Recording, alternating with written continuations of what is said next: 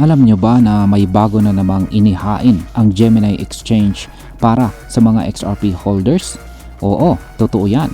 Nitong April 16, 2025, kahapon po yan, kinumpirma mismo ni Ginong Tyler Winklevoss, siya po ang founder ng Gemini, ang paglalabas ng mga free algorithms para kay XRP.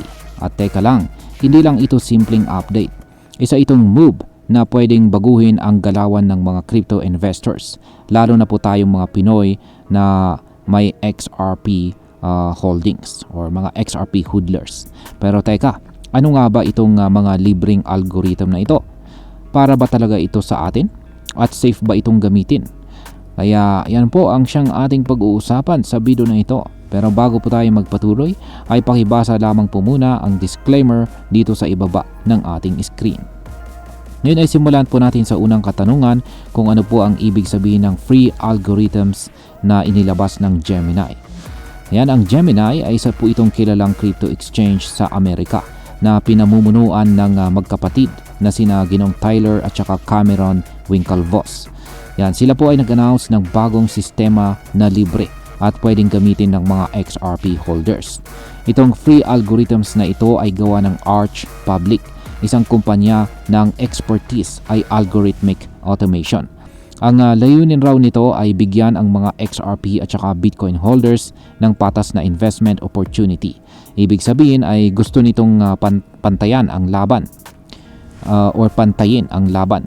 Sa simpleng salita ay kahit hindi ka whale o malaki ang puhunan, may chance kang kumita gamit ang mga algorithm na ito. Ayon po kay Ginoong John Deaton, isang kilalang abogado sa XRP community at tagapagtanggol ng mga retail investors, nag-set up siya ng kanyang account sa Gemini para patakbuhin ang mga algorithm na ito.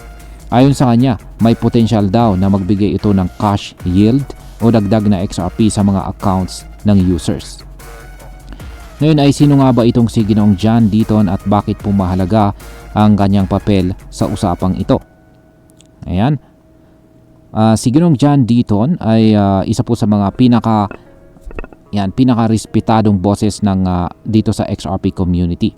Siya po ang founder ng crypto law at aktibo po siyang lumalaban para sa karapatan ng maliliit na crypto investors. Siya rin ang isa sa mga tumulong sa XRP community noong may kaso ito laban sa SEC. Kaya naman nang i-announce niya na ginagamit niya ang algorithms sa Gemini, marami ang na-curious. Para sa ilan, ito ay sign na legit ang project. Para sa iba naman, questionable pa rin dahil kahit gaano ka-credible ang isang tao, hindi garantiya na safe agad ang isang bagong tool. Ngayon ay paano naman tumugon or nag-react ang XRP community sa announcement na ito? Yan, mix po ang naging reaction. May mga natuwa at agad na nag-open ng account sa Gemini para subukan ang algorithm. Excited sila dahil free ito at mukhang promising. Ngunit may ilan ding hindi natuwa. May isang XRP holder ang nagsabi na garbage, yan, or basura ang algorithm at hindi raw ito accurate.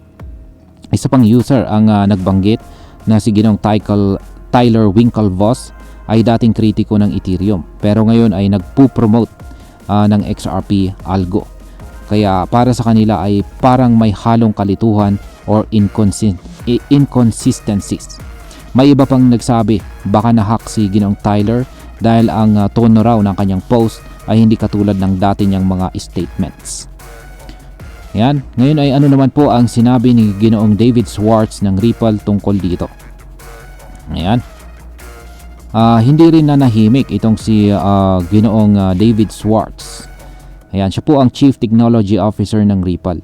Sa kanyang post ay nagbigay po siya ng babala. Ayon sa kanya, mali sa ilang paraan ang mga announcement tungkol sa algorithm.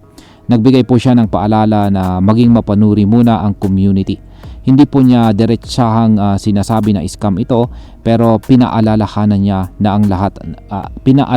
po niya ang lahat na siguraduhin muna kung ang mga post ay galing ba sa totoong account at hindi na hack.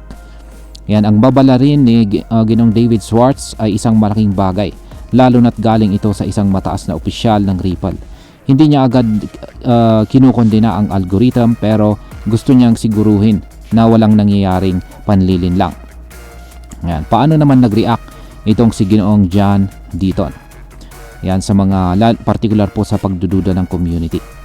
Yan, hindi pa rin po nagpatinag itong si Ginoong John Deaton. Ayon sa kanya, matagal na po niyang layunin na gawing accessible ang investing para sa mga ordinaryong tao. Isa itong hakbang para matanggal ang tinatawag niyang exclusionary financial practices, kung saan ang mayayaman lang ang may access sa powerful tools tulad ng algorithmic trading. Upang mas lalo pang malinawan ang lahat, in-announce ni Ginoong Deaton na magla-live siya sa X, dating Twitter, para ipaliwanag po ang buong proseso. Idinagdag din niya ang kanyang legal firm, ang Crypto Law, na walang hacking incident na nangyari sa kanyang account. Ligtas at lehitimo raw ang kanyang mga post. Ngayon ay pag-usapan na po natin ang posibleng maging epekto nito para sa atin bilang mga Pinoy crypto traders at investors na XRP. Yan, para sa atin bilang mga Pinoy investors na XRP, maaaring exciting at nakakatukso itong libreng algorithm na ito. Ibig sabihin ay kung meron po tayong XRP kay Gemini, may potential po tayong kumita pa ng hindi kailangang actively na mag-trade. Parang nagkakaroon tayo ng automated assistant na nagtatrabaho habang tayo ay natutulog. Pero syempre, may risk din. Una, hindi pa fully vetted o validated ang algorithms. Walang kasiguraduhan na kikita po tayo. Ikalawa ay hindi pa natin alam kung paano ito makakaapekto sa presyo ng XRP sa long term. At pangatlo, hindi lahat ng Pinoy ay may Gemini account, kaya limited pa rin ang access natin dito. Yan, bilang panghuli, ay ang masasabi ko naman po rito ay ang paglabas ng libreng algorithm na ito para kay XRP ay isang interesting na development. Isa itong sinyalis na unti-unti nang lumalawak ang mundo ng crypto tools na dati ay para lang sa mayayaman o mga institutional investors. Pero tandaan po natin, hindi lahat ng libre ay ligtas. Ang tunay na kalayaan dito sa mundo ng crypto ay ang kakayahan nating gumawa ng informed decisions. Bago po subukan natin ang algo na ito, dapat ay intindihin muna natin kung paano ito gumagana. Yan, mag-research po tayo, magsimula po tayo sa maliit kung gusto nating subukan. At kung ikaw po ay baguhan pa lamang dito sa crypto o particular po dito kay XRP in general, ay mas mabuting aralin muna natin ang basics bago po tayo sumabak sa algo trading na ito. Kaya, ayan. Hanggang dito na lamang po tayo sa video na ito mga ka-crypto. Marami pong salamat sa panonood. Ingat po tayo lagi at God bless po sa ating lahat.